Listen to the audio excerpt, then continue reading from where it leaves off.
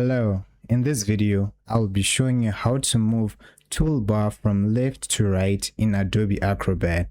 And also, I'll show you how to remove old tools from Adobe or hide them. The first thing, open your Adobe. To move the toolbar from the left side to the right side, you can go by here, go on the top left corner, then click where it says Disable New Acrobat Reader. Click on it. Restart. As you can see, they are now on the right side.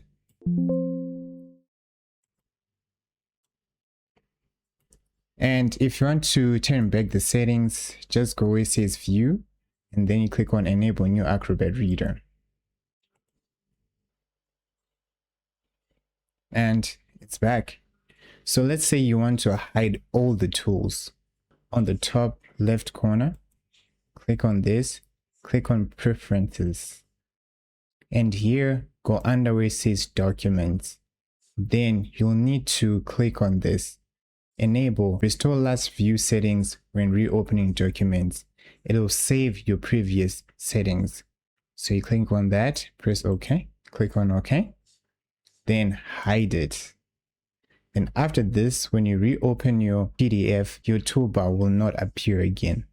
And you're done.